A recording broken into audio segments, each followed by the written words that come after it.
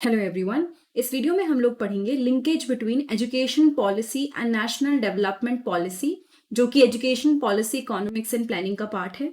इसके जो और वीडियोस हैं इस चैप्टर की, इस सब्जेक्ट की, वो आपको मिल जाएंगी मेरे प्लेलिस्ट पे। एंड अगर आपको इसके नोट्स चाहिए वो आपको वेबसाइट पे मिलेंगे prepwithharshita.com। डायरेक्टली गूगल पे सर्च कर सकते हैं। Education policy and national development are closely linked, यानी कि जब हम बात करते हैं एजुकेशन पॉलिसी की और पूरे नेशनल डेवलपमेंट की, यानी हमारे नेशन की डेवलपमेंट, तो ये बहुत लिंक्ड है। ठीक है, कैसे लिंक्ड है, स्पेशली सेकेंडरी लेवल पे कैसे लिंक्ड है वो हम देखेंगे।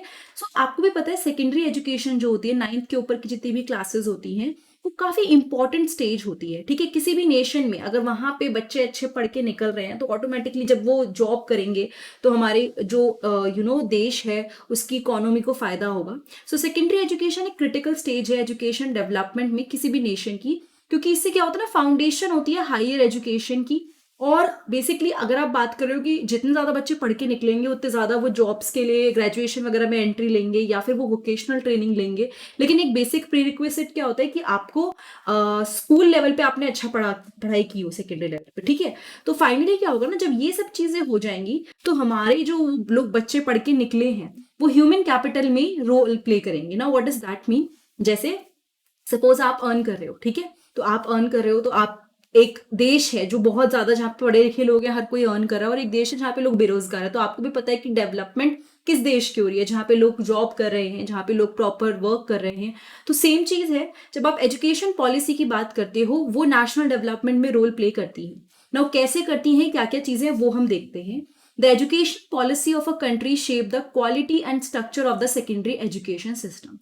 किसी भी देश की जो पॉलिसीज हैं, ठीक है, जो एजुकेशन पॉलिसीज हैं, वो क्वालिटी को शेप करती हैं कि भाई सेकेंडरी एजुकेशन सिस्टम हमारा कैसा होगा, वहां पे अगर एजुकेशन देंगे तो उसकी क्वालिटी क्या होगी। इन सब चीजों को ये शेप करते हैं। A well-designed education policy can ensure that secondary education provides student with the necessary knowledge. एक properly designed education policy हो, यानी एक अच्छे से बनाई हुई policy हो, उससे ये 100% श्योर हो जाता है कि जो सेकेंडरी एजुकेशन बच्चों को मिलेगी उनको जो जरूरत की नॉलेज है वो मिलेगी, जो स्किल्स उनको चाहिए वो उनके डेवलप होंगे। एंड फाइनली अगर अच्छी पॉलिसी बनी है तो ओवरऑल नेशन की डेवलपमेंट होगी। ठीक है, मैं आपको बता देती हूँ। For example, a policy that emphasises stem education. Stem education बहुत ही अभी तो नॉर्मल हो गया, बट पहले कुछ टाइम पहले बिल्कुल नया टॉपिक था जिसमें हम बहुत सारी चीजों की बात करते थे। हम उसमें अलग अलग स्किल्स को जोड़ने की बात करते थे, ठीक है, अलग अलग तरीके से। एक पॉलिसी जिसने फोकस करा स्टेम एजुकेशन पे, उससे क्या होता है ना, एक स्टूडेंट, हम ऐसा बच्चे बच्चों को ऐसी एजुकेशन दे रहे हैं जिसमें उनको टेक्निकल एक्सपर्टीज की जरूरत है।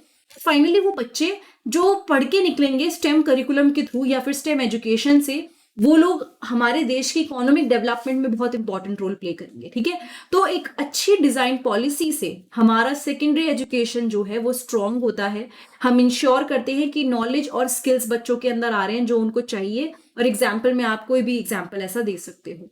सेकेंडरी एजुकेशन सिस्टम एक बहुत ही क्रुशियल रोल प्ले करता है in developing the human resource required for national development. Now what is this human resource? जैसे आप पानी पीते हो, ठीक है, आपने पानी लिया रिवर से तो वो आपका वाटर रिसोर्स हो गया। सॉइल आपने यूज करी, that is your land resource. अलग अलग चीजें ली। तो वैसे ही अगर हम ह्यूमन की बात करें, ह्यूमन जब जॉब करते हैं तो देश की तरक्की होती है, नेशन की डेवलपमेंट होती है। तो ये जो सेकेंडरी एजुकेशन सिस्टम है और अच्छी पॉलिसीज जो हैं, इससे फाइनली ह्यूमन रिसोर्सेज डेवलप होते हैं, यानी लोग ऐसे बनते हैं जो फाइनली यू नो आपके देश में ही पैसा लाएंगे। तो अगर अच्छा कमा रहे हैं तो आप अच्छा कमा के आप गवर्नमेंट को भी टैक्स दे रहे हो, ओवरऑल आप तरक्की कर रहे हो, तो आप एक देश में पैसा ला रहे हो। ठीक है, आप उस देश की तरक्की में बहुत ज्यादा बड़ा योगदान दे रहे हो। By providing students with the necessary skills and knowledge, secondary education enable them to contribute meaningfully to the workforce and the nation economic growth. यानी कि स्टूडेंट्स को जो नेसेसरी स्किल्स की जरूरत है अगर हम उन्हें दें, हम ऐसी पॉलिसीज बनाते हैं कि भाई ये चीज डालनी है, ये स्किल्स बच्चों के अंदर होनी चाहिए, ये नॉलेज होनी चाहिए, तो उससे क्या होता है ना, हम लोग कॉन्ट्रीब्यूट कर सकते हैं। हम लोग, ये जो एजुकेशन सिस्टम है हमारा, वो कंट्रीब्यूट कर सकता है कि हमारा जो वर्क फोर्स है इंडिया का या जैसे भी देश की हम बात करते हैं वो अच्छा हो एंड ओवरऑल नेशन की इकोनॉमिक ग्रोथ अच्छी हो। Education policy can also impact the social development of a nation. यानी कि जो ये एजुकेशन पॉलिसीज होती हैं इससे इम्पैक्ट देखने को मिलता है किस पे? हमारे ओवरऑल सोशल डेवलपमेंट पे, किसी भी देश की सामाजिक तरक्की पे जितने लोग पढ़े लिखे होते हैं उतने ज्यादा डिफरेंसेस कम होते हैं, उतनी ज्यादा चीजें समझ में आती हैं, सही गलत का उन्हें पता चलता है। एक पॉलिसी जो एम्फिसाइज कर रही है कि भाई इक्विटी होनी चाहिए, सोशल जस्टिस होना चाहिए, लोगों को इंक्लूड करना है हमें एजुकेशन में, तो उससे ओवरऑल आप देख रहे हो ना सोशल डेवलपमेंट हो रहा है। तो पॉलिसीज का डायरेक्ट रिलेशन है किसके साथ, एक जिसे कहना चाहिए देश के नेशन की डेवलपमेंट के साथ। ठीक है, नाउ इसके कई सारे फीचर्स हैं, वो भी पढ़ लेते हैं। आप इसमें अगर क्वेश्चन बड़ा आता है तो आप ऐड कर सकते हो, वरना for your own understanding. The linkage between educational policy and national development at a secondary level can have several features। यानी कि जब हम लिंकेज बनाते हैं एजुकेशन, हमारी जो एजुकेशन पॉलिसी है और नेशन डेवलपमेंट है, उसके बीच में कई सारी चीजें हैं जो ध्यान रखनी है। Alignment with national development goals, यानी कि हमारी जो पॉलिसीज होंगी वो अलाइन करनी चाहिए। सपोज आप पढ़ना, मैंने अगेन ये एग्जांपल पहले भी दिया, आप डॉक्टर बनना चाहते हो तो डॉक्टर बनने के लिए इंजीनियरिंग का कोर्स तो नहीं करोगे ना, आप क्या करोगे, आप मेडिकल का कोर्स करोगे। तो आपका गोल डॉक्टर बनना है, तो आपका जो पाथ है वो भी अलाइन किस पे, मेडिकल की पढ़ाई पे अलाइंड है। तो अलाइनमेंट यानी कि अगर आप नेशनल डेवलपमेंट कुछ ऐसे गोल्स हैं कि हमारे देश की तरक्की हो, तो आपकी पॉलिसीज भी ऐसी होनी चाहिए, वो पॉलिसीज अलाइन करनी चाहिए नेशनल डेवलपमेंट गोल्स के साथ। ठीक है, इससे ये होता है कि हमारा जो एजुकेशन सिस्टम है वो नॉलेज और स्किल्स देता है जो बच्चों को चाहिए उनके गोल्स अचीव करने के लिए। Emphasis on human capital development, educational policy should place emphasis on developing human capital through secondary education. ठीक है, फिर से सुनिए, एजुकेशन पॉलिसी जो होती है वो अपना एम्फेसिस फोकस करती है किस पे, ह्यूमन कैपिटल पे, थ्रू सेकेंडरी एजुकेशन। ठीक है, यानी कि हमारा यहाँ पे फोकस है कि हम बच्चों को इतना काबिल बना दें कि फाइनली उनको इतनी जॉब आती हो, काम करना आता हो कि हमारे देश की तरक्की हो, हमारे देश की कंट्री की इकोनॉमिक एंड सोशल डेवलपमेंट हो। तो ह्यूमन कैपिटल डेवलपमेंट कि हमारा जो, जिसे कहना चाहिए ह्यूमन रिसोर्स जो है वो अच्छा। ठीक है, प्लस हमारी पॉलिसीज हमेशा प्रमोट करें इंक्लूसिवनेस को, कि सब लोगों को साथ में लेके चल रहा है, इक्विटी पे सबको जो चीज जो सब लोगों को मिलनी चाहिए वो उनको मिले, एंड इक्वल अपॉर्चुनिटीज मिले सारे बच्चों को। कोई फर्क नहीं पड़ता कि उनका क्या बैकग्राउंड है, क्या जेंडर है, क्या है, वो किस रेस से बिलोंग करते हैं, nothing is important here, but one thing is important कि हर किसी को प्रॉपर एजुकेशन मिलनी चाहिए, right. Then come emphasis on quality. Now education policies हमेशा बनाई इसलिए जाती हैं कि जो हमारी एजुकेशन का स्तर है वो बेटर हो, पहले से बेटर हो। अभी दोबारा चेंजेस आ सकते हैं पॉलिसी में, क्यों, ताकि हम अपग्रेडेड रहें, हम अपनी पॉलिसीज में ऐसे चेंजेस करें जिससे फाइनली जो हमारा गोल ये है कि क्वालिटी अच्छी हो। So quality in delivery of secondary education, जिस भी हमारी एजुकेशन सिस्टम जो है उसमें जो हम एजुकेशन दे रहे हैं वो अच्छा हो और स्टूडेंट्स को अच्छे से अच्छी एजुकेशन मिले, ये बहुत जरूरी है। Then innovation and creativity. Educational policy should encourage innovation.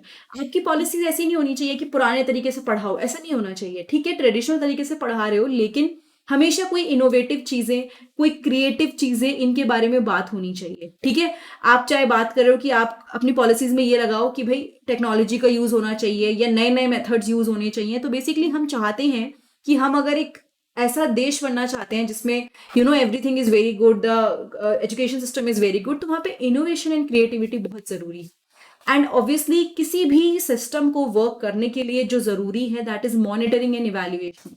तो जब आप कंटिन्यूअस मॉनिटरिंग एंड इवैल्यूएशन करते हो तो इससे क्या होता है, ये इंश्योर होता है कि बच्चे जो हैं they are achieving their intended objective, जो अचीव करना चाहते हैं वो उनको अचीव हो पाए, उनका जो ऑब्जेक्टिव है वो पूर्ण तरह से उसको उस तक पहुंच सके। इससे क्या होता है ना, उन्हें पता चल जाता है कि उनको जो एरियाज में वर्क करना है वो कौन से हैं, और जहां पे कुछ गड़बड़ है वहां पे कैसे ठीक करना है, क्या क्या चेंजेस लाने हैं। तो ये सब किससे पता चलेगा, कंटिन्यूअस मॉनिटरिंग एंड इवैल्यूएशन से।